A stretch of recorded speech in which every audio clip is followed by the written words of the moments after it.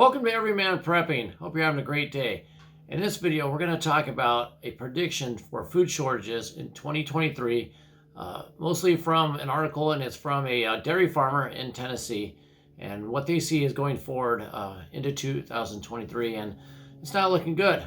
First, please like this video, subscribe if you haven't done so, ring that bell, please share with friends and family, and of course, please comment below with what you are seeing if you are in the farming industry, if you have friends or family, and also if you have questions about food shortages, food storage, stockpiling food, any of that thing, we'll get to it. But now, on the article here, it says it's out of Fox. I'll put a link there. It says, farmers predict worse food shortages, higher prices in 2023 amid inflation, drought, and interest rate hikes. And a lot of people don't think about how interest rate hikes are going to affect the farmers, but we're going to get into that because it's really going to hurt them.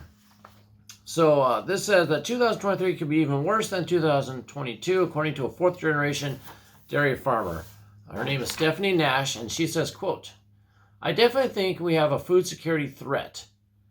And that says, "I believe 2023 is going to be a rough year, worse than this year." So, this is coming straight from a farmer who's there every day with their expenses for fuel, fertilizer, and whatnot, telling you basically it's not going to get better this next year. I know everybody this time of year, everybody's like, oh, I can't wait for 2022 to be over. We can start anew in 2023. Well, we need to buckle up because it's not going to be all rosy. A lot of people are, have their head in the sand. They're thinking that way. Us as preppers, we know better, and we're trying to wake up those people as we go through. And also, it makes mention here that, in November, we're fighting inflation. It says food prices showed a 10.6% increase, which is, of course, higher than the 7% that the Fed is calling, the average rate, the CPI, which we know is basically the CPI and should be about double that. So, and I go to the store, I'm seeing prices 15, 20% higher in food items. So, and that's only going to continue. And it says, there's a number of factors. You got fertilizer, fuel shortages, extreme weather. One of this huge Arctic blast we had on the winter wheat. Did it freeze the emerging winter wheat? Did it freeze the ground deep enough where it's going to kill the seed before it germinates? It's going to be interesting to see is how this cold blast affects the winter wheat production. It could hit it pretty hard. And this is a very sensitive time of year for that germination of that winter wheat. And then we're going to talk about interest rates in a minute here. But she goes on to say, 2022 was a really hard year. I think there's going to be a lot of shortages for the next year for sure. Going on, and she continues her quote, "We're going to have a supply chain shortage. We're going to have an increase in our food prices at the grocery stores. And I don't think it's going to go down anytime soon. I think Americans are really going to be hurting in their wallet." I think she's right, and I tend to agree. It's going to get worse. And we're going to talk about now how these interest rate hikes, how are they hurting the farmer?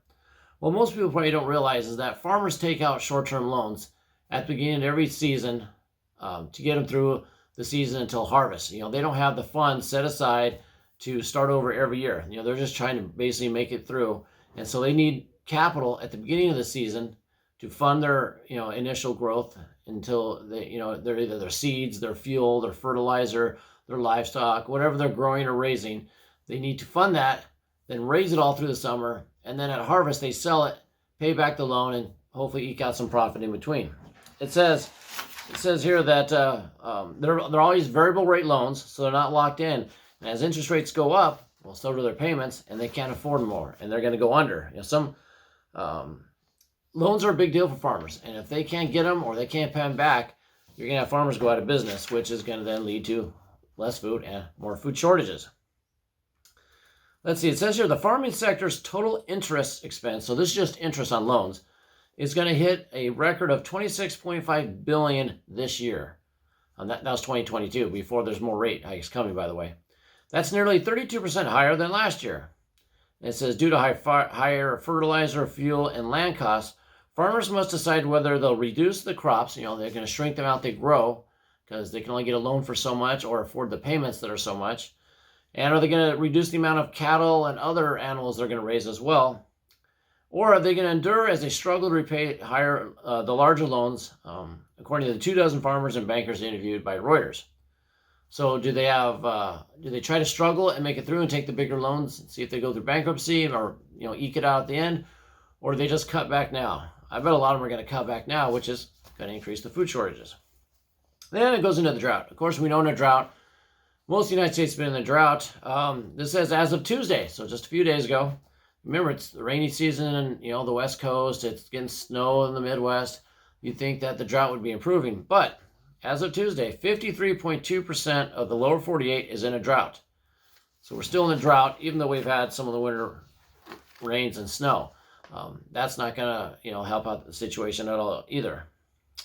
And then it says here, similarly, 2/3 of ranchers and livestock farmers have reported selling off animals. The average herd size is expected to be down 36%. That's pretty big. Biggest part is in Texas. It's supposed to be down 50%, New Mexico 43%, and Oregon 41%. So we're going to, reduce herd sizes because they can't afford to, feed them and raise them. And when they sell off, they sold off a lot because they couldn't afford to feed them. So it takes a while to raise new ones, to get into the meat market, all the way through harvesting them, packaging them, and selling it. If they sell them all off early, it takes a while to raise up new ones. And will they raise up more new ones? So that's why it starts off being a glut of meat. You're not going to see a lot of higher meat prices right away because they flooded the market with ones from last year to cull the herd and make them smaller. But this year, when they don't increase their herd sizes or some of them go out of business, there's going to be a shortage of meat, and then the higher prices are really going to start hitting. So, just a brief summary from farmers, the word of mouth from the farmer themselves to reiterate, yes, it's going to be worse next year. You're going to see, like I said earlier in the video, a lot of people are praising it. It's a new year. It's going to be better. Good things coming. Well, it's nice to think that, nice to have hopeful, optimistic views, but we need to plan for the worst and plan for the higher prices, plan for fewer things on the shelves, plan for less meat on the shelf, plan for economic shortages like I always talk about, where it's on the shelf, but you can't economically afford to purchase it, or it doesn't make sense to do that. So get into your long-term food storage, take some time now maybe for the New Year's and stock away a couple bucketfuls of food. Get into canning, learn to can your food. So when you have your own garden this summer, start in spring, you're going to grow your own food, you're going to can it and save you a ton of money. Make sure you start doing that.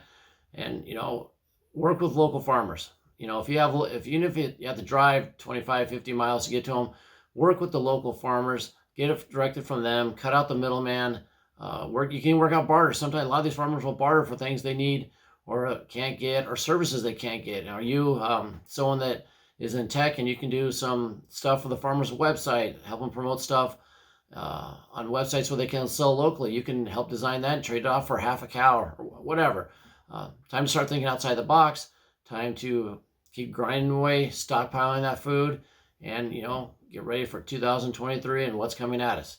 So until next time, keep your ear to the ground and head on a swivel.